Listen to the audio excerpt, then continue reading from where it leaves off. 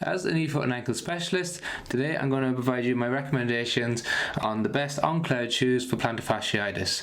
All information in the video is for educational purposes only and it shouldn't substitute medical advice.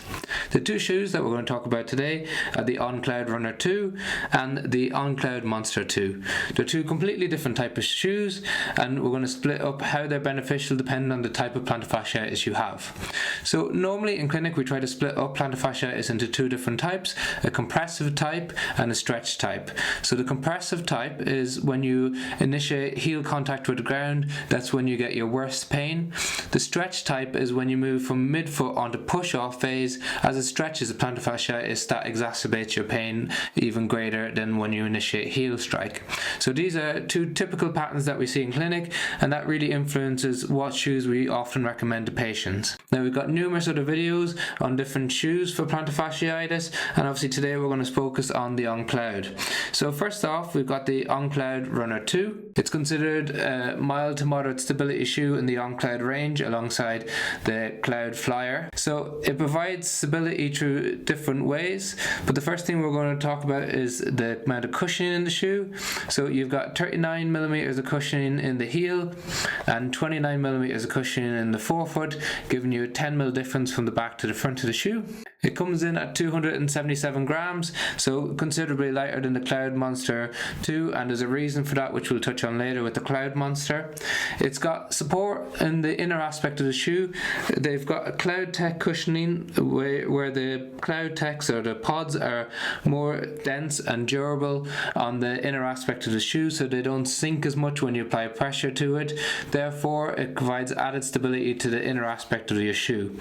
As a result of that, we typically recommend it to those of you who have a stretch type plantar fasciitis, as other stability methods in the shoe, such as having some sole flare and a broad base of support. So the sole flare is where the sole of the shoe comes out wider than where your foot sits in the base. This adds extra stability by increasing your contact with the ground. The midfoot doesn't narrow on the shoe, so therefore it also contributes to increasing the amount of support underneath your foot. It's got a really nice broad forefoot even in the normal width, and it does come in a wide version as well. It's got a nice soft upper padded on the sole, and it's got a nice lace lockdown. It's got lots of cushioning around the heel cup and a nice and relatively stable heel counter. It's got minimal torsional flexibility, which adds extra stability to the shoe as well. So overall, it's an excellent shoe in the ON Cloud range for potentially providing relief to plantar fasciitis patients. We typically recommend it to those who have a stretch type pain. In contrast to that, we have the ON Cloudmonster 2.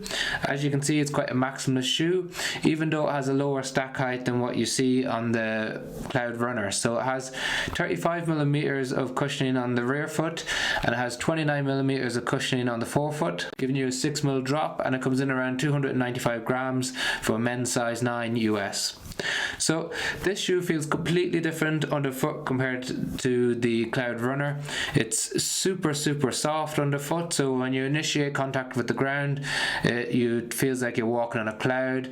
Really roomy, really luxurious, and that's one of the primary reasons that we recommend it for those of you with a compression type plantar fasciitis, as it really helps absorb the vibration as you make contact with the ground. As you transition through to the midfoot and the forefoot, it's got a really broad forefoot. It's got some nice sole flare on the forefoot as well, increasing that base of support. It's got a TPU plate running through the shoe, which is like a carbon plate, but it's unique to the ON Cloud brand, and it's got the Helium cushioning and midsole within the shoe. It's a really comfortable shoe, has a really aggressive forefoot rocker to help propulse you forward, reducing the amount of stretch that you put on your plantar fascia. On top, it's got a much lighter upper than what you see in the Cloudrunner, so it's a single layered mesh, and it's got really thin laces and a thin thong.